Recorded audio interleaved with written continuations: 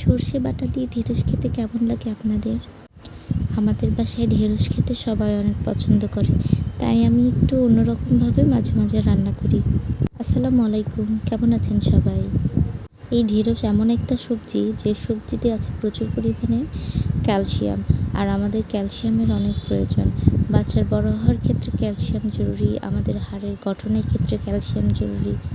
Calcium সমৃদ্ধ খাবারের মধ্যে ঢেঁড়স হচ্ছে অন্যতম। কচি কিছু ঢেঁড়স দিয়ে যদি সর্ষে বাটা করেন তাহলে খেতে অনেক মজাদার হয়। তাই আমি মাঝে মধ্যে চেষ্টা করি একটু কচি কচি ঢেঁড়সগুলো দিয়ে সর্ষে বাটা করতে। এবার কাজের কিছু কথায় আসি। ফেসবুকে আমরা ইদানিং দেখছি কিছু কিছু পেজের নিচে কমেন্ট করা, বা আমরা ম্যাক্সিমামই যে ভুলগুলো করছি আর কি, যে follow to follow 10 second come back. আসলে এগুলো করে তেমন কোনো লাভ হয় না। এগুলো করে আপনি 2-3 মাসে সর্বোচ্চ 200-300 ফলোয়ার্স বা বন্ধু পাবেন, কিন্তু আপনি যদি আপনার পেজে মন দিয়ে কাজ করেন আপনি কিন্তু অনেক তাড়াতাড়ি সাকসেস হতে পারবেন। আশা করি সবাই ভালো থাকবেন। আল্লাহ হাফেজ।